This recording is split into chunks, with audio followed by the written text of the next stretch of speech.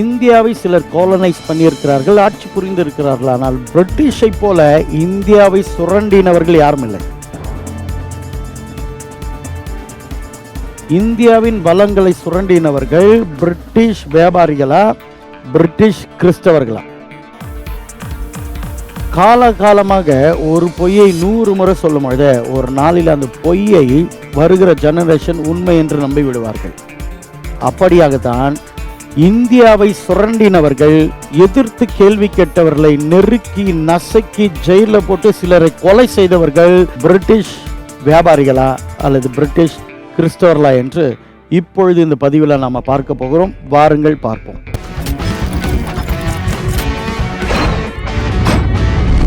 Welcome to truth இன் தமிழ். நான் போதகர் Jacob Jayaraj. என்னுடைய சின்ன பிரியாயத்திலிருந்து இந்த பிரிட்டிஷ் என்றால் பெரிய ஒரு கோபமும் ஒரு எரிச்சலும் எனக்குள்ளே இருக்கும். காரணம் என்னவென்றால், நம்முடைய இந்தியாவை சுரண்டினவர்கள், நம்மை அடிமையாக மாற்றிப்பட்டவர்கள். கடைசியில் சொல்ல போனால் ஒரு ஒட்டகம் கதைன்னு சொல்லுவாங்க. மழையை வருது, கொஞ்சம் உள்ளே ஒதுங்கணும்னு தலையை வச்சு கடைசியில் உள்ளே இருக்கிறவனை துரத்தி ஒட்டகம் எல்லாத்தையும் பிடிச்சிச்சு பாருங்கள் அந்த ரூமை. அந்த கதையாக பிரிட்டிஷ் செஞ்சுட்டாங்களேன்னுட்டு அவங்க மேலே ஒரு கசப்பும் ஒரு வெறுப்பும் எனக்குள்ளே இருந்தது. பாருங்கள், நான் ஒரு கிறிஸ்தவனாக இருந்து கூட நம்ம இந்தியான் போதோ நம்ம ரத்தம் நாடி நரம்பு எலும்பில் இந்தியான் போது ஒரு பற்று நமக்குள்ளே இருக்கும். உதாரணத்திற்கு, என்னதான் சித்தியும் சித்தப்பாவும் பெரியப்பாவும் மாமாவும் நம்ம கொண்டு போய் சாப்பாடு போட்டு அவங்க நமக்கு வேண்டிய எல்லாம் கிஃப்ட்டு கொடுத்தாலும், அவர்கள் எப்பாச்சும் ஒரு முறை நம்முடைய தாயும் தகப்பனையும் குறையாக சொல்லிட்டா நம்ம அவங்க மேலே கோவப்பட்டுடுவோம். அவங்க வாங்கி கொடுத்தது எல்லாமே மறந்துடுவோம். காரணம் என்னென்னா, அப்பா அம்மா மேலே இருக்கிற பாசம். அதே போல் தான் இந்தியா மேலே இருக்கிற அந்த பாசம், அந்த பற்று பிரிட்டிஷ் என்றாலே எனக்கு ஒரு கோபமாக தான் இருந்தது. எது வரையிலும் என்றால், நான் இது போன்ற பிரிட்டிஷ் கிறிஸ்தவங்க வந்து என்ன பண்ணாங்க, இந்தியாவை இப்படி சுரண்டிட்டாங்க கேட்டு அது எனக்கு ஒரு வெக்கமும் அவங்கள ஒரு கோபமாகவே இருந்தது. எப்பொழுது நான் கொஞ்சம் சரித்திரத்தை படிக்க ஆரம்பிச்சனோ அப்போ தான் எனக்குள்ள ஒரு தெளிவு வந்தது. அதைத்தான் ஒரு 4 கேள்விகளிலே இன்றைக்கு நம்ம பார்க்க போகிறோம். முதலாவது கேள்வி, இந்தியாவை 200 வருஷமாக ஆட்சி புரிந்தது, லூட்டி அடித்தது, சுரண்டினது பிரிட்டிஷ் வியாபாரிகளா அல்லது பிரிட்டிஷ் கிறிஸ்தவர்களா? இரண்டாவது, இந்த பிரிட்டிஷனுடைய இன்டென்ஷன், நோக்கம் வியாபாரம் செய்வதா அல்லது கிறிஸ்தவத்தை பரப்புவதா? மூன்றாவது, பிரிட்டிஷா கிறிஸ்டியானிட்டி இந்தியாவுக்கு கொண்டு வந்தார்கள், அதை நம்ம பார்க்க போகிறோம். நான்காவது, இந்தியாவை சுரண்டினவர்கள் உண்மையிலேயே கிறிஸ்தவர்களா அல்லது யார் உண்மையான கிறிஸ்தவர்கள் என்பதை சொல்லிட்டு பதில் உங்களிடத்திலே நான் விட போகிறேன். நீங்கள் தான் பதில் சொல்ல போகிறீங்க. முதலாவது கேள்வி, இந்தியாவுடைய வளங்களை சுரண்டி நம்மை ஆக்கிரமித்தது பிரிட்டிஷ் வியாபாரிகளா பிரிட்டிஷ் கிறிஸ்தவர்களா? இந்த இடத்துல ஒரு புரிதல் நமக்கு இருக்க வேண்டும். கிறிஸ்தவ பெயரை வைத்திருக்கிறதுனாலேயே ஒருவரை கிறிஸ்தவர் என்று நம்ம சொல்ல முடியாது. உதாரணத்திற்கு முஸ்லோனி, ஜோசப் ஸ்டாலின், அடுத்தது கார்ல் மார்க்ஸ். இவங்களுடைய பூர்வீகம் பார்த்தால் கிறிஸ்தவர்கள். ஆனால் தெய்வத்தை இவர்கள் தான் என்ன பண்ணியிருக்காங்க, மறுத்து இருக்கிறார்கள். அப்போ பெயரை கிறிஸ்தவங்க பெயரை வச்சிருக்கிறதுனாலே ஒருவர் கிறிஸ்தவர்கள் ஆக முடியாது. அதே போல தான் இந்தியாவை ஆக்கிரமித்தவர்கள் கிறிஸ்தவர்கள் அல்ல. கடைசியில் நான் சொல்ல போகிறேன், அதை ஒவ்வொன்றை நம்ம பார்த்துட்டு வருவோம். இவர்கள் பிரிட்டிஷ் வியாபாரிகள். இரண்டாவது, இந்த பிரிட்டிஷருடைய நோக்கம் வியாபாரம் செய்வதா அல்லது மதத்தை பரப்புவதா, மிஷினரி ஒர்க் பண்ணுவதா என்ற கேள்விக்கு பதில், இவருடைய முழுமையான நோக்கம் எல்லா ஹிஸ்டாரியனும் ஒற்றுக்கொள்வது, இவங்களுடைய நோக்கமே வியாபாரம் பண்ண தான் வந்தாங்க. இங்கே இருக்கிறதான பட்டு, பருத்தி அல்லது ஸ்பைசஸ், இவைகளைத்தான் அவர்கள் என்ன பண்ணாங்க, கொண்டு போய் வியாபாரம் பண்ணும்படியாக வந்தாங்க. அவங்களுடைய நோக்கமே மிஷினரி ஒர்க்கில் வியாபாரம் செய்வது. ஆகவே தான் இந்த ஈஸ்ட் இந்தியன் கம்பெனி என்ன செய்கிறது என்றால், அநேக மிஷினரிகள் இந்தியாவுக்கு வராதபடிக்கு தடுத்து நிறுத்தினார்கள். இதுதான் வரலாறு. அதில் ஒன்று, வில்லியம் கேரி வரும்பொழுதும் அநேக பிரச்சனை கொடுத்தது ஈஸ்ட் இந்தியன் கம்பெனி தான். ஏனென்றால், இந்த மிஷினரிங்க வந்து இங்கே ஈஸ்ட் இந்தியன் கம்பெனி இந்தியர்களுக்கு செய்கிற துரோகத்தை ஜனங்களுக்கு வெளிப்படுத்தி ஒரு நீதியை நிலைநாட்டி விடுவார்கள். ஏனென்றால் மிஷினரிகளுக்கு தவறு செஞ்ச பிடிக்காது, ஏழை எளிய ஜனங்களை ஒடுக்கினால் பிடிக்காது. ஆகவே ஜனங்களை இந்த மிஷினரிங்க தூண்டி விடுவார்களா என்ற ஒரு பயத்தில், இன்செக்யூர் ஃபீலிங்கில் ஈஸ்ட் இந்தியன் கம்பெனி மிஷினரிகளுக்கு எப்பொழுதுமே விரோதியாகவே இருந்தது, அப்போஸ் பண்ணாங்க. அதுதான் வரலாறு. அப்போ ஈஸ்ட் இந்தியன் கம்பெனியினுடைய நோக்கம் என்னன்னு கேட்டிங்கன்னா, வியாபாரம் செய்வதை தவிர மதத்தை பரப்புவதல்ல. மூன்றாவது, இந்த பிரிட்டிஷ் தான் கிறிஸ்தவத்தை இந்தியாவுக்கு கொண்டு வந்தார்களா?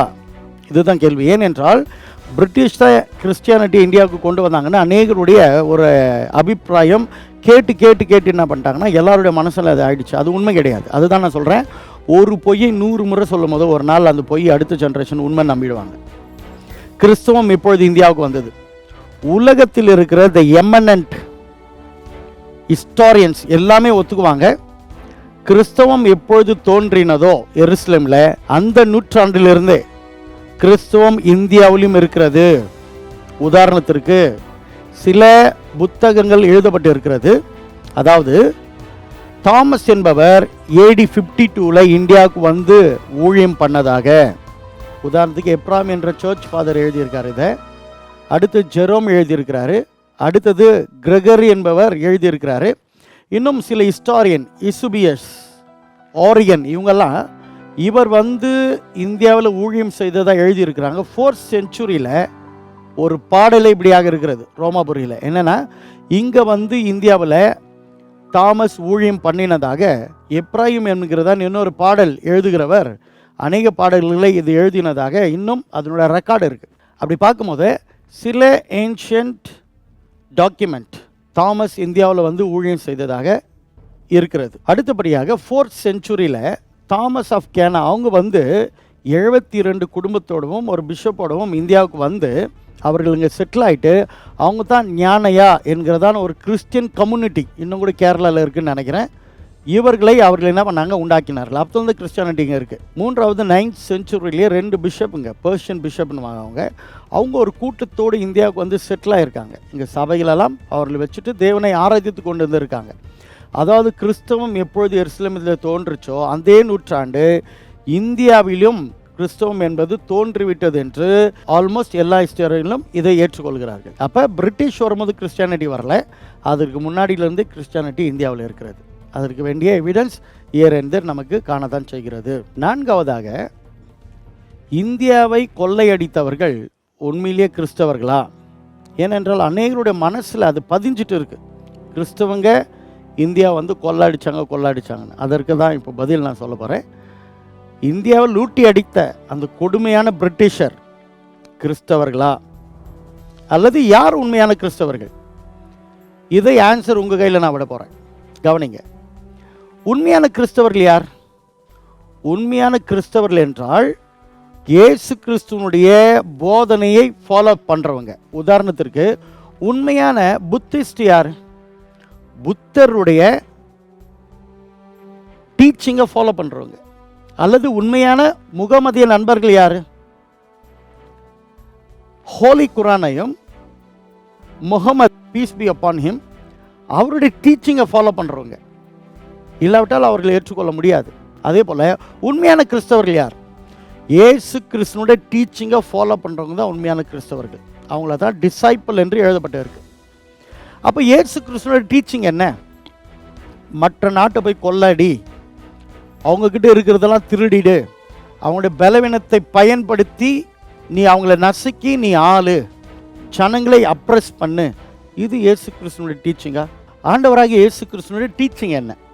முதலாவது, உன்னிடத்தில் 2 வஸ்திரம் இருந்தால் ஒருவன் கேட்டால் இன்னொன்று கொடுத்துடுன்றார் ஆண்டவர். அப்படி போதித்தவர் இன்னொரு இடத்துல இருக்கிறத சுரண்ட சொல்லுவாரா?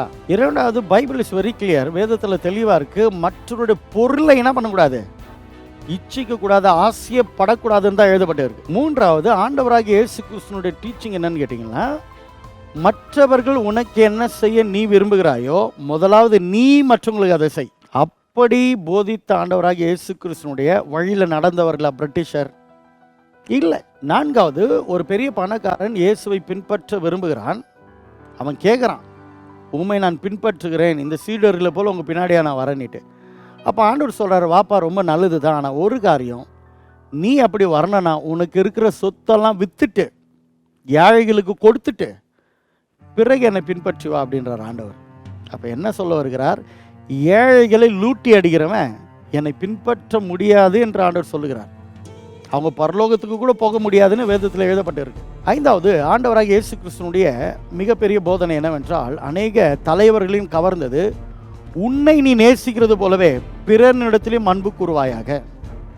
பிரிட்டிஷர் அதையா செஞ்சாங்க? இல்லை. அப்போ பிரிட்டிஷர் வந்த நோக்கம் கொள்ளையடிக்க வேண்டும், வியாபாரம் செய்ய வேண்டும். சொல்லப்போனால் இவர்கள் இயேசு கிறிஸ்துனுடைய ஃபாலோவர் கிடையாது. அப்போ யார் ரியல் கிறிஸ்டியன்? சிம்பிள். சில வெள்ளைக்காரங்க வந்திருக்காங்க. வெல்லஸ்லி பைலி வெஸ்ட் பெங்காலில் முதலாவது லெப்பர்சி ஹோமை கட்டினவர். இரண்டாவது ஐடா ஸ்கூடர், ஏழை எளிய மக்களுக்கு சிஎம்சி ஹாஸ்பிட்டலை கட்டினவங்க. மூன்றாவது வில்லியம் கவுடி, இவர் தான் ஜேம்ஸ் ஹென்றி ட்ரெமெண்டர், அதாவது செங்கல்பட்டினுடைய கலெக்டர் எழுதுறாரு. இந்த மாதிரி ஜனங்க ரொம்ப நெருக்கப்படுறாங்க இங்கே தமிழ்நாட்டில். அவங்களுக்கு நீங்கள் லேண்ட் வசதி ஏதாச்சும் பண்ணி கொடுத்தீங்கன்னா அவங்க சிறப்பாக வாழ்வாங்கன்னு இவர் பிரிட்டிஷர் இடத்துல சொல்லி அங்கே பேச்சு பொருளாய் மாற்றி 12 லட்சம் ஏக்கர் பஞ்சமி லேண்டை வாங்கி கொடுத்தவர் ஒரு உண்மையான கிறிஸ்தவர். அவர் தான் வில்லியம் கவுடி. அடுத்தது யார் உண்மையான கிறிஸ்தவர்கள்? வெள்ளைக்காரங்க இங்கே வந்தவங்க. நான்காவது மதர் தெரேசா. இது போல் நான் எண்ணிட்டே போவேன் அநேகரை. இந்தியா டுடே நான் படிக்கும் போது ஒரு முறை இப்படியாக அதில் எழுதியிருந்தது. மதர் தெரேசா ஒரு இடத்துல போயிட்டு ஒரு பேக்கரி ஓனர் இடத்துல கையை நீட்டி அவங்களுக்கு பிள்ளைங்களுக்கு வந்து பசியாக இருக்கிறாங்க, அவங்களுக்கு பிரெட்டு தாங்கன்னு கேட்குறாங்க. அப்பொழுது அந்த பேக்கரி ஓனர் கையில் எச்ச துப்பிட்டாராம். துப்பின எச்சை அப்படியே கையில் இப்படி வாங்கி கொண்டு இன்னொரு கரத்தை நீட்டி, நீங்கள் கொடுத்ததை நான் பத்திரமா வச்சுக்கிறேன், ஆனால் பசியில் வாடுகிற என் பிள்ளைகளுக்கு நீங்கள் என்ன தர போகிறீங்கன்னு இன்னொரு கையை நீட்ட அந்த பேக்கரி ஓனர் காலமெல்லாம் இவங்களுக்கு பெரிய ஸ்பான்சராக மாறிவிட்டார். அதுபோல் ஏழை எளிய ஜனங்கள், குஷ்டரோகிகளுக்கெல்லாம் பெரிய சேவை செய்தவர்கள் உண்மையான வெளிநாட்டிலேருந்து வந்த கிறிஸ்தவர்கள். காரணம் என்னவென்றால் ஆண்டவராகிய இயேசு கிறிஸ்து நமக்கு சொல்லியிருக்கிறார், உன்னை போல பிறனிய நேசி. இப்போ கேள்வி உங்கள் கையில் விடுறேன். நம்ம இந்தியாவில் லூட்டி அடித்து ஆக்கிரமித்தவர்கள் பிரிட்டிஷ் வியாபாரிகளா அல்லது பிரிட்டிஷ் வெள்ளைக்கார கிறிஸ்தவர்களா? நீங்கள் கமெண்ட் பண்ணுங்க. May God bless you. இந்த டீச்சிங் உங்களுக்கு பிடிச்சிருந்தா இதை ஷேர் பண்ணுங்க, கமெண்ட் பண்ணுங்க, மற்றவர்களோடு கூட இதை குறித்து பேசுங்க. தொடர்ச்சியாக நம்முடைய நிகழ்ச்சியை வாட்ச் பண்ணுங்க. கர்த்தர் உங்களை ஆசீர்வதிப்பாராக. அடுத்த வாரம் சந்திப்போம்.